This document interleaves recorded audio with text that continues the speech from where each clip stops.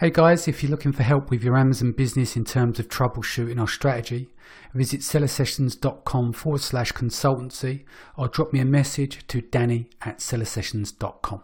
Hey guys, welcome back to Seller Sessions. Today we're doing a roundtable. With me today I've got Kevin, long live the king.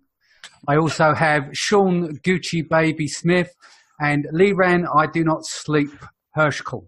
And I can say that about Liran because every time I send him an email, he's awake. He's like a vampire. How you doing, fellas? Good. How are you, man? Yeah, good. So where are we all at the moment? Obviously, I'm in the pissy weather of London. Kevin, where are you? Back home in Texas? I'm in Austin, Texas. And Austin, Texas. My horse is right outside, man. It's rainy today, but there's a big conference going on starting today, so there's a lot of people in town. A lot of good networking about to happen. Excellent. And Liran, what about yourself? In New York, in my house right now. And the weather? The weather is not bad. It's about 65, 70 degrees, so it's pretty good. And Sean? I can't believe we're talking about the weather. I sound like one of those podcasters where we had that 15 minutes, you know, that you said, Kevin, where you put it on times 1.5 or 2 to speed it up. So we'll skip the coffee. We'll skip talking about dogs, coffee, and, you know, chit chat, and we'll just get straight into the shits in a minute. But Sean, just quickly, the weather. Just give me the weather because everyone would be dying to know about the weather where you are. I actually don't know. I'm in because you're another vampire. I can see there's no lights on in there. Yeah. Blind. Were you suddenly, you know, evaporated? He hasn't left his house in a week. No, it's true. Liran's right. It's true. I moved to this new place and it's amazing. So like I'd have to go nowhere. Cool. All right. And what's the weather like then? Are we going to get a weather rundown for you, or do you want to look on the app on your phone just so that we know? Let me just look out the window. I turned my phone off, so no distraction. Right. Looks a little London-y, a little gloomy right now. Yesterday was 90, but we'll see how today is. It looks gloomy. Cool. All right. So we've got some seller session audience questions here today as well. So starting off with the first one. This is one we've been kind of covering quite a lot on the show. We've had Evelyn on, we've had Anthony Leon, and I know us have spoken about it a few times.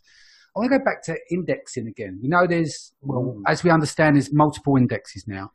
And there are multiple ways that you can troubleshoot some indexing stuff. So let me give you an example. I've had 2 come across my desk this week from the agency where they've had the whole listing not indexing, not just individual keywords. And in one case, there's one with a parent-child with all of them not indexing. And that's across multiple variations.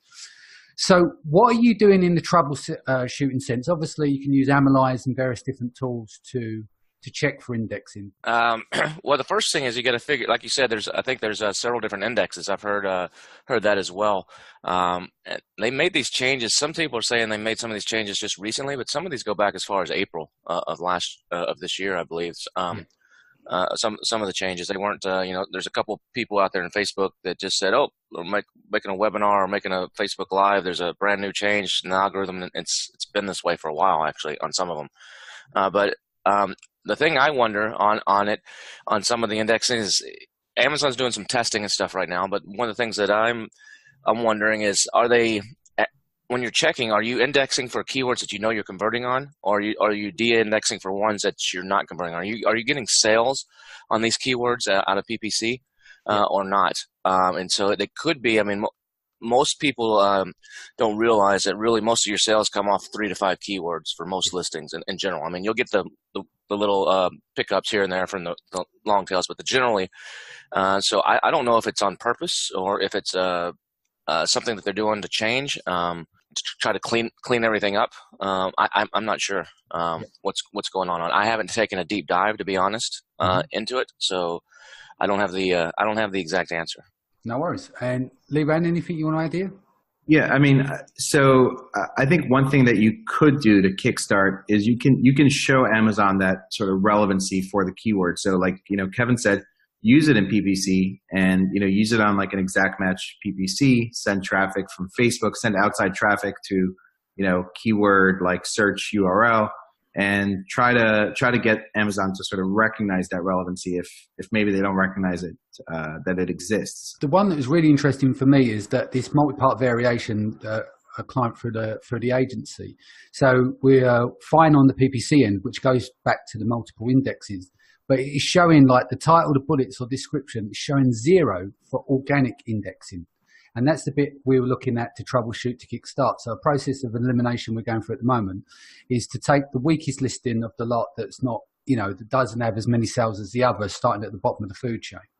And we're stripping everything back to the title and then see if that index is on its own. And then one bullet point, and then repeat this every 15, 20, 30 minutes. Add the next bullet, and we're going through that process of elimination. We're still experimenting at the moment. I just wondered, because I normally see it on a few keywords and and it's not appearing. So we've done this before. Kevin mentioned this, if you want to go for a main keyword and you want to get it to trigger for PPC, just run to a storefront URL, get a couple of sales for it, and it will start to appear in PPC. Or you take the longer tail version of that keyword, and then you do some sales through that. Let's just say it's a spatula, but you make sales on red spatula or blue spatula, then suddenly spatula becomes available because the way that it aligns together, eventually you start to appear for that main keyword. It's just been very interesting to have a complete blank canvas, to have all of these listings that are not indexing at all. So I'm wondering whether it's a complete issue on a technical level. How are you checking that? I mean, Amazon's been doing some stuff with browsers. Different browsers are showing things differently, different IP. They're doing regional stuff, or different stuff is showing different parts of the country. Are you accounting for all that as well? Not for all of it, because Analyze is a free Chrome plugin. So I've been using that. So I'm only limiting myself by browser, which makes a good point, because we should check on multiple browsers. But I need to go through them stages where incognito, logged out of Amazon. So I'm going to try some different variations from there. I would try going through a VPN too, just to see if because they're doing some stuff to show different results based on where you are, because they know that, maybe based on your IP address, they know you're not likely to buy. They know the probability of you buying is 1%. Yeah. Versus if it's Liran's IP in New York, they know it's 17%. So there could be something along those lines too. I would check that kind of stuff as well. They're messing with that quite a bit. This also comes back to some of the issues that people may have faced with doing giveaways. If they're doing them themselves without going through a launch agency, they may have not checked for indexing. So now I might thinking that this whole giveaway thing, oh no, it's a waste of time. It doesn't work. We know that there's been a myriad of problems recently. We know that Amazon are starting to overpopulate the pages, but there could also go into consideration there that people are doing these launches and they're not working is purely because they've not checked if they're indexing for those keywords, which is, is paramount at the very beginning. Now, another thing I want to talk about, and I can't find a link to it, but banned list keywords from the API documentation. Yeah, I do have. There is a list of those that I think I have a list from about a year ago. I don't know that it's a URL. It's like a list. Someone had or got it. I think they got it from Amazon itself. Yeah. But yeah, it's a lot of those things like best of and free shipping and all that kind of stuff. Yeah. I've got one here actually, just a quick one, just to interject. The list that you're talking about, the same here. Someone sent me a screen grab. In that screen grab, it's got percentage off, added value, active faster, authentic, award-winning. A lot of those just won't index in most cases. It sounds to me like almost kind of like the same list of words they don't allow you to use in like enhanced brand content, right? Because that goes through a review system, and they want to prove it. And it sounds to me it's the same kind of words that they don't want you to use on the listing side, where they can't maybe control what you put in there. Yeah. And it kind of makes sense to me that Amazon would do that, because they don't want you to make claims that, they can't substantiate. And they don't want things like percentage off, et cetera, on a listing, because ultimately you may not be the only seller on a listing of a product. And if you're offering, 20% off, but the next seller, who's maybe sharing a buy box with you because it's a, product you're selling out to distributors or whatever, that other seller doesn't have to adhere to that percentage off on the listing. So, Amazon, they want to make sure, and that's why warranties and things like that, they don't really want also, because they want to actually make sure that every seller can fulfill on that, which we know is not necessarily the case. Kevin, you was talking about VPNs. I've actually got an audience question here. There's a guy, Chris, I won't give his second name because what he's asking is against terms of service. Now, we know that VPNs pretty much straightforward. Remote desktop, you can get someone off Upwork to set you up the VPN. There's companies out there like $40, $50 a month where you can run your own dedicated VPN, and you can have extra RAM in there because sometimes it's quite slow. But there are other tools out there, isn't there? They're a bit cheaper. Does anyone have any cheaper options to? I think the best way to do that, or I'm on a Mac, so I don't know about on the PC side. I think it works very similar on the PC side, but is to use Hostwinds. And basically, host wins, it's like you said, it's a service. You buy a virtual machine, and depending on how much RAM and hard drive space, it depends the price. It's from like $8 to, on up a month. And then you use something called Jump Desktop. And then you can set up Jump Desktop so you can have every brand that has its own like little logo. Yeah. So if he's got a couple guys, or you got VAs or somebody that you hope they don't log into the wrong one, you just set each company up on Jump Desktop with a little logo. This one is company A, company B, company C. When they need to log in, they log in that way, and they never log. They'd never log into another account from that, and that will keep everything separate with separate IPs. Yeah. Well, one of the other things, because he's mentioned about forming a new LLC, one of the things I work around with partnerships I have is that we do what's called the 80-20 rule. So instead of having to work necessarily through a VPN, we don't have to be partners on this limited company together. We go into business on the product itself or the brand itself, right? And so if I work with one of my partners and I carry cash flow, I get 80%, they get 20%, and vice versa. And then what you do is at the end of the year, you work out what the difference is. So instead of saying X over here is 100 grand plus VAT, and then that one over there is 110 grand plus VAT, as an example, you split the difference. It's actually the 10 grand plus VAT is how you pay it out. And then you run like a managed by stats, like I use Seller Legend. And on there, I can run a report and know exactly how many sales and exactly where the business is. And all I've got to do is create a new column and work out the differentiation between the 80 and the 20%.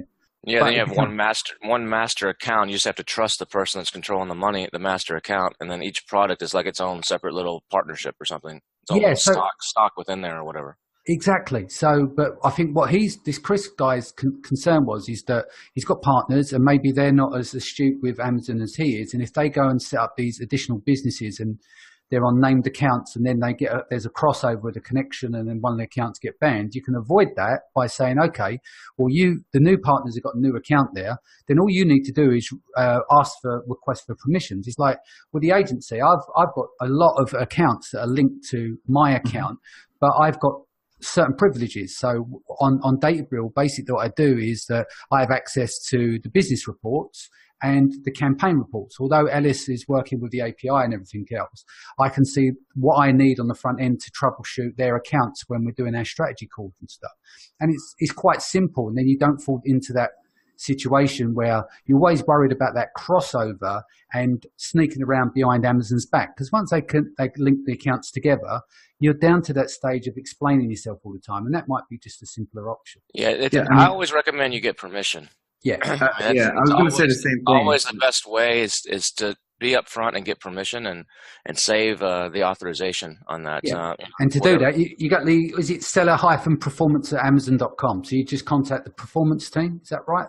Yeah, you typically will open up a case and then they'll tell you email seller performance, and all you need to tell them is, my bookkeeper recommended, my controller recommended that we open a separate account for financial reasons to separate the financials. And as long as their products are different, your bank account's different, company name is different, they don't care. They'll approve it. Yeah.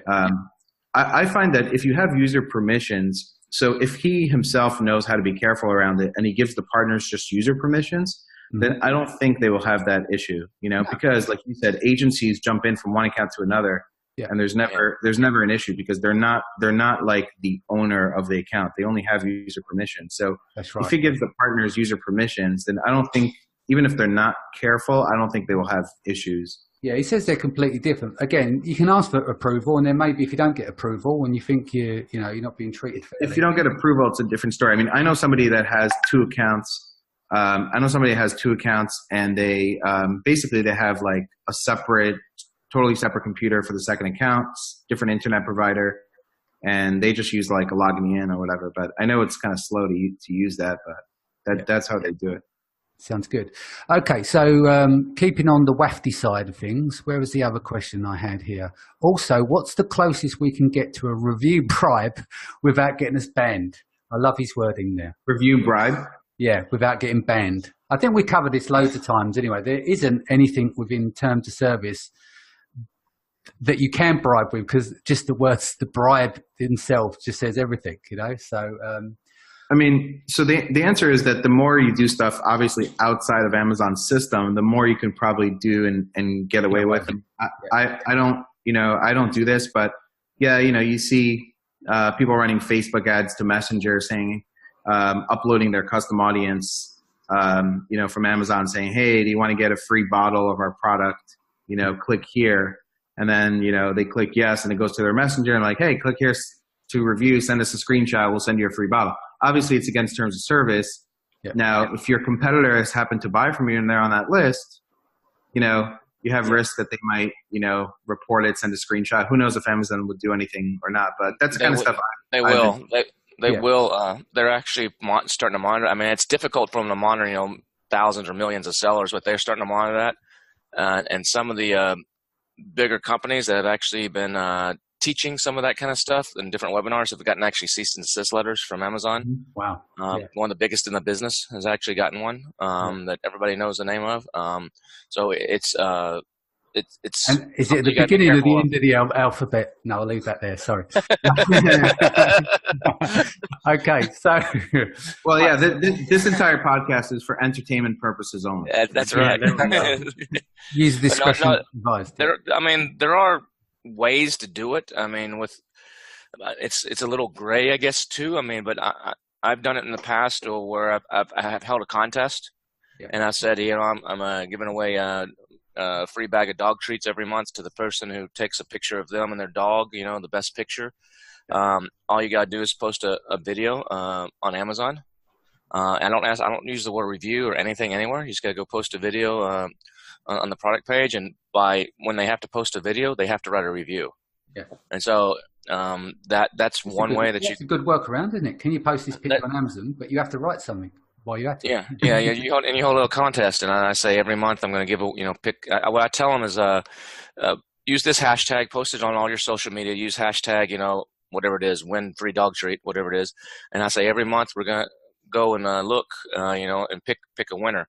But you also need to post it, please help other people that have bought this treats as well, and post it on Amazon. And by doing that, they have to write a review, and that can be one way. That's a workaround, but you got to be careful on that as well. And what's worked for me, like I could say this is 100% legitimate. It's just that you can't control the quality of the reviews. But I did it again this week. I actually did it for a consulting client. And he had a product that had like 6 reviews, and he's been selling like a few hundred units a month. I just took a custom audience and ran a Facebook ad to like, hey, if you've bought this from us before, like we'd love to get your feedback, and put a review link. The downside is that if the product sucks, you can also get a bad review. But he went from 6 reviews to 10 reviews in a couple of days just from running that ad to like a past audience. And if you do that every few months to your audience that buys from you, the only thing you need to worry about really is you need to generate sales, right? In order to have enough people on that list for it to work well. He has new product that only has, like 100, it had like only like 100 and something people on the list. I've been running it for a few days and no reviews yet because there's just not enough people, seeing the ad to get the numbers. But it does work really well for doing reviews. And if you do that every few months, then I think it's a good system. The big thing you have to do if you do that, what Liran's saying is not a bad idea. You just have to be careful of anybody listening that if you do that, you don't ask for a favorable review. You don't a positive review. Or you don't say, if you like this product, please go leave us a review. You just have to be straight up. Hey, we're looking for your honest feedback. Do you mind leaving it? And keep it at that. If you try to influence it in any way, then that's where you're going to get into trouble. Yep. And, some people end up commenting on the post instead of clicking the link to leave a review. And they're like, oh yeah, I love the product, whatever. And then we just like message them from the brand and say, hey, we really appreciate it if you can, leave a review and give them the link again. And it does work. I've done this like several times. It works really well. The only thing is you need to generate sales prior because you need to have enough people on that list, for that strategy to work. When you put out really, really good products, you get good reviews generally. Yeah, you're going to get the odd one, but I think you cannot underestimate putting out a good product. And we can all fall in love with our product, but you have to be realistic and be objective. And I think the best way of doing that is if you're going to put your product in the marketplace and you don't listen to your reviews, and why you're getting bad reviews, you can't just blame them all on competition because they may not all be your competitors doing it. And I'd always suggest is buy the top 5 products in your category and look at those products and do a teardown and really compare them against yours. Because I think that's a good way of finding stuff out. And then you can decide whether you want to keep that product rolling or not, you know? And it's exactly right because, we've been running this like on a few different supplements. And, one of them got like 3 reviews and like a couple of them weren't that great. And the star rating initially for the existing star rating on the product was like 3.6 or 3.7. Like it wasn't that great to begin with. Yeah. And the reviews came in and like on the one hand, like, yeah, you can't control that. But on the other hand, like ultimately it's telling you your product is not that great. And you need to decide, like, do you want to keep the product or do you want to get rid of the product? Can you still sell the product with that star rating compared to your competitors? But ultimately, it just reveals the truth, right, about your product that you need to know, and that's ultimately going to come out in reviews either way, whether, you're asking customers through a Facebook ad or whether you're going to get those reviews to come in naturally over time anyway.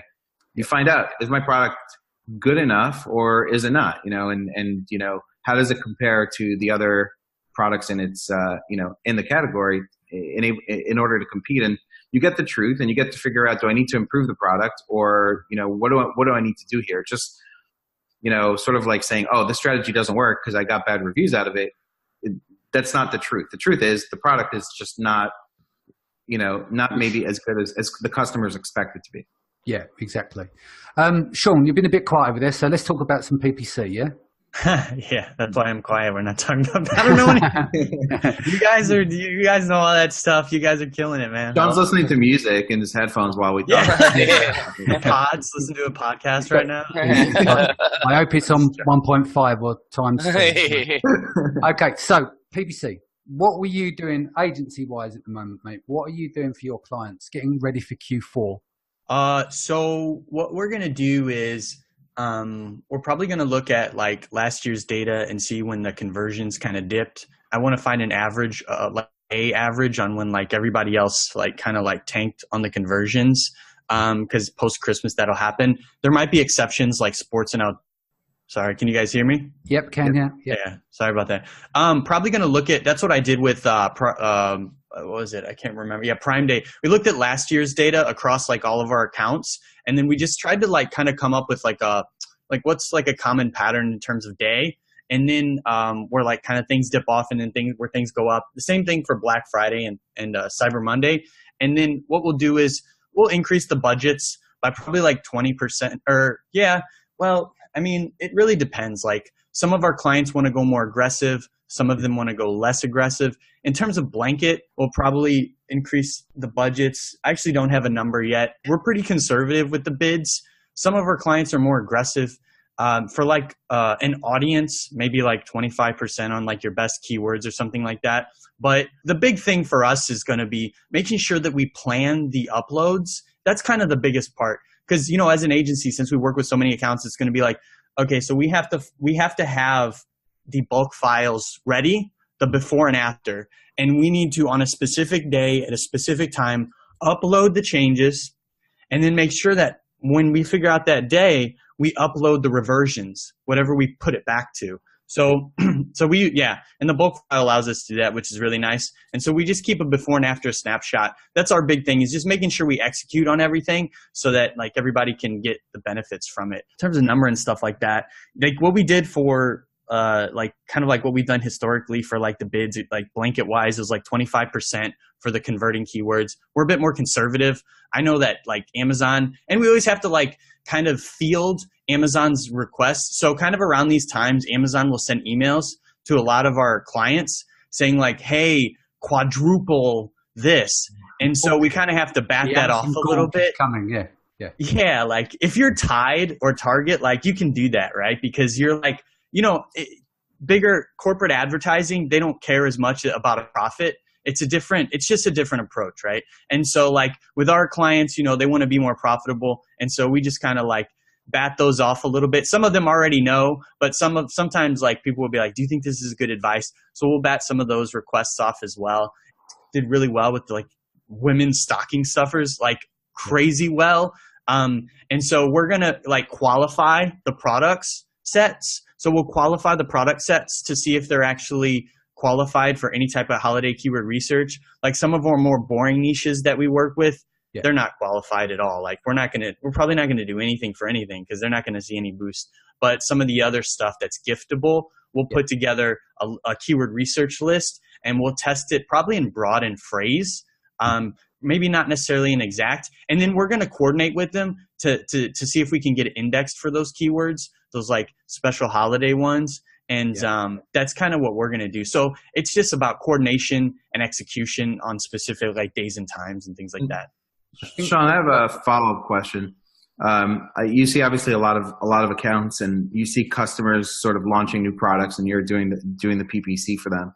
How do you see the correlation? You know, and maybe they're not always doing a launch. I'm assuming not everybody does a launch, right? When they put a new product. What do you see the correlation between, you know, targeted heavy PPC spend to sort of like ranking, and do you see some of your customers just go very aggressive with PPC in order to get the organic rankings? Yeah, that's a good question, Liran. So I would say the foundation of, I mean, you guys tell me if I'm wrong, but like from my experience with my the accounts I work with, especially with people who want to keep launching products, the foundation is having a good product and a good product research methodology.